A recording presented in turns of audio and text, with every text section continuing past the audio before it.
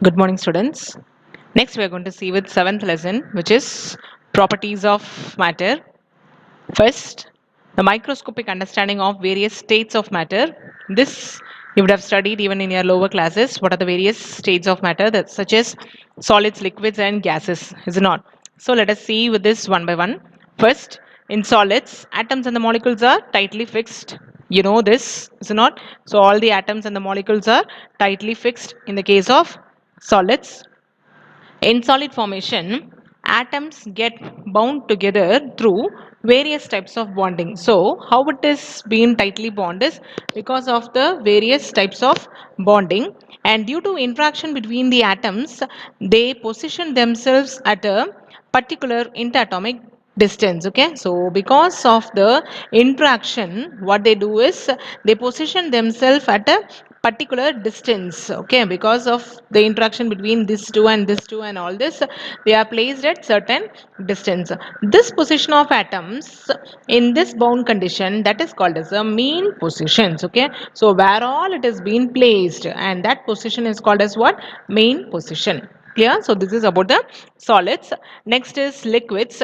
When the solid is not given any external agency such as heat, it will remain as a solid due to bonding between the atoms. We know that the solid remains same way since because they are all tightly bound. Okay, and if you are not giving external force, they'll remain in the solid state itself. But when heated, when this solid is being heated, what happens? The atoms of the solid receive thermal energy. So all the atoms will receive the energy. What energy it is? It is thermal energy. Because of heat, we experience some energy, and that energy is called as what?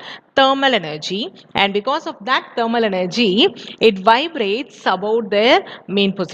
Okay, so from this position, it vibrates. Okay, and when the solid is heated above its melting point, okay, so each one will have certain melting point and as well as boiling point, is it not? And when this solid has been heated above its melting point, what happens? That heat energy will break the bonding between the atoms, and the atoms receive certain energy. Okay, so between the atoms there is a bonding, is it not? And that bonding is being broken. Yes, here also the molecular forces are very important. Intermolecular forces, okay, or the interatomic. Intermolecular is between the molecules, interatomic is between the atoms. They are very important. But the molecules will have enough energy to move around, which makes the structure mobile. Okay, so with some amount of energy, it moves around. Yes. So this is about the liquids. And next we have gases.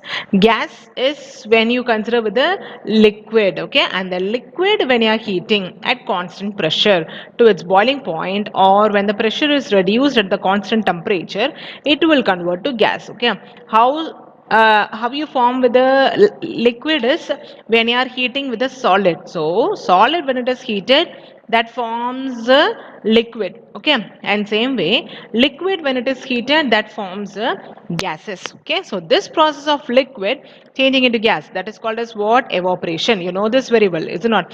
Then the gas molecules have either weak bonds or no bonds at all. So between the gas molecules there is no bonding, or the bonding is very weak. So because of that weak bonding, this enables them to move freely. Because of this, what happens? All the molecules will move freely, and hence the gas conformed to the shape of the container will expand to fill the container. Okay, and it fills the container. The transition from solid to liquid to gaseous state with a variation is shown with this external energies. Okay, so these are the energies of solid. So solid has more number of molecules which are very nearer to one another, and this has little less, and here it has very less number of molecules.